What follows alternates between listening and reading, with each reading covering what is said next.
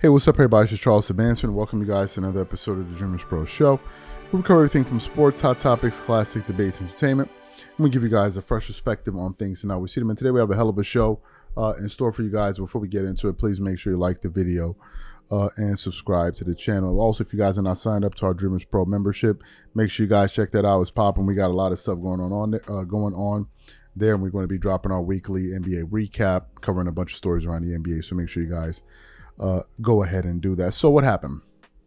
Yesterday, the LA team started to return to play basketball. As you guys know, there's this historic disaster that has taken place in Los Angeles with these wildfires. They said, well, the last time I heard about it, which was about 2 days ago, they said that the land that has been destroyed by the fires is twice the size of Manhattan and bigger than the land area of Miami.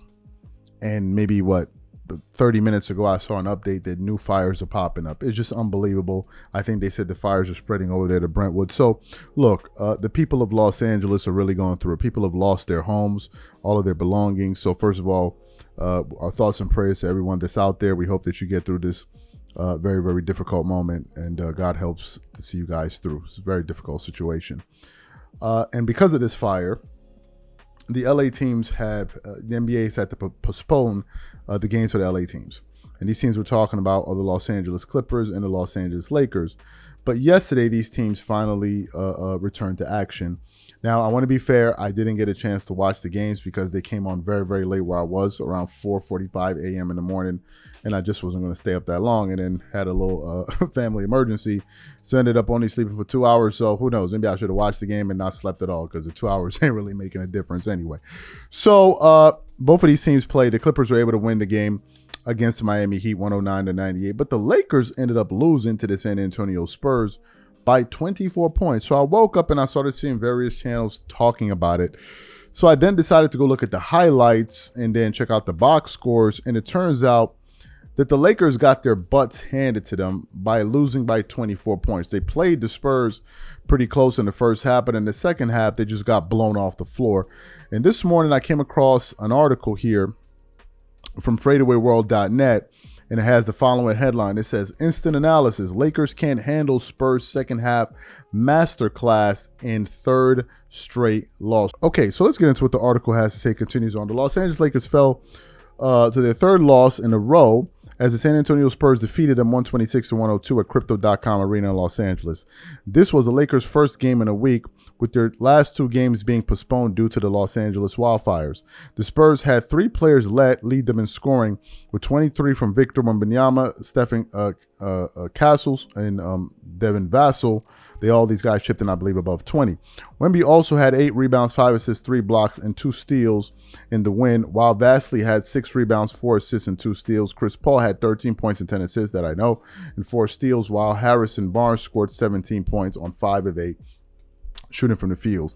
The Lakers were led by a strong Anthony Davis performance with 30 points and 13 rebounds, 2 steals, and 2 blocks. LeBron had an efficient 18 points, 5 rebounds, and 8 assists, but the lack of aggressiveness was startling. How did y'all talk about the turnovers? Anyway, and then the article goes on.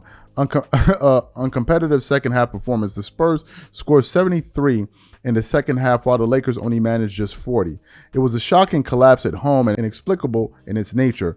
There was no single game-changing force for the Spurs or game-breaking force for the Lakers. It was a battle of attrition the Lakers were simply not up for. The Lakers scored just 9 points through the first 9 minutes of the fourth quarter, completely giving up the game to the Spurs. They held a 10-point lead with 4 minutes left in the third quarter, which was erased by the Spurs.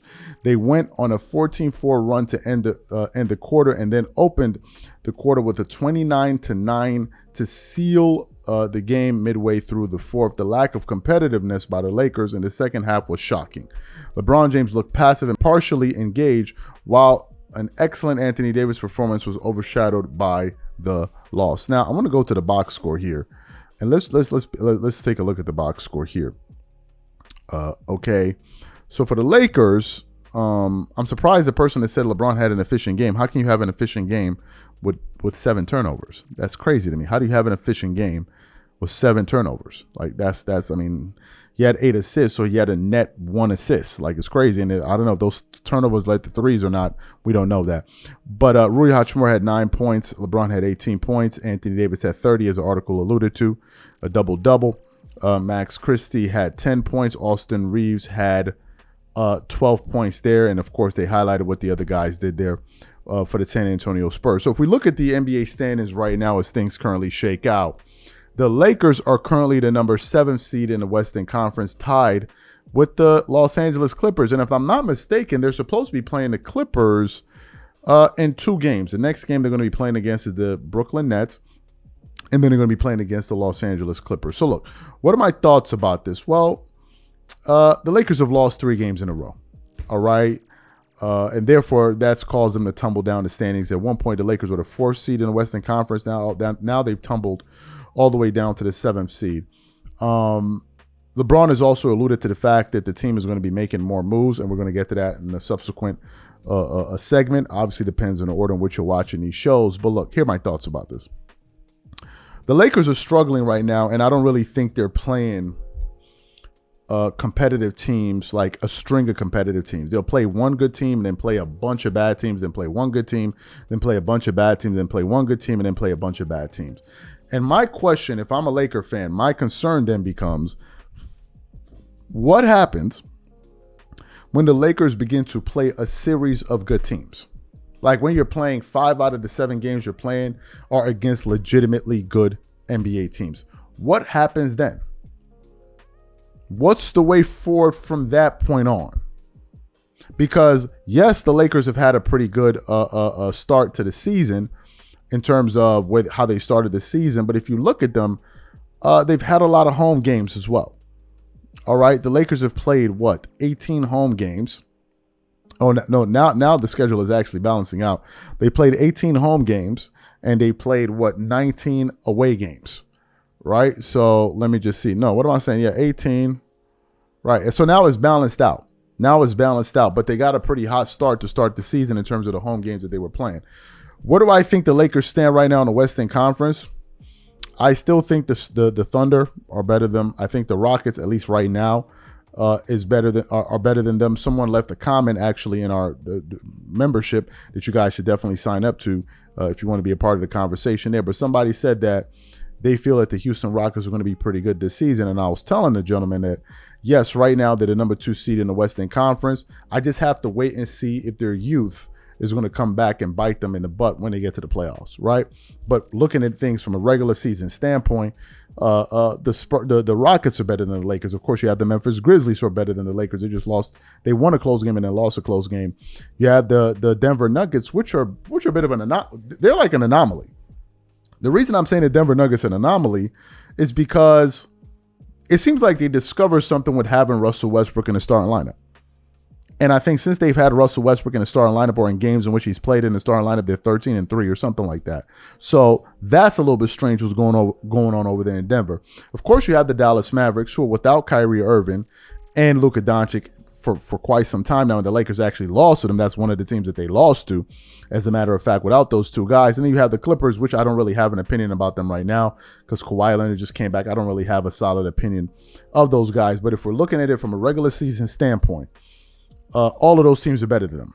Right now, if we're going from a playoff standpoint, I would say, because I have to take into account the Lakers' experience, so I would say the Thunder are better than them. The Nuggets, obviously. I would say the Mavs. I would say those 3 teams are better than them. I have to see what the situation is with the Clippers. And Memphis, the Lakers already beat Memphis, so I'm going to hold out on that. But I think there are at least 3 teams right now, 4 teams in the Western Conference that are better than them. The Thunder, in the playoff scenario, the Thunder, Nuggets, and Mavs.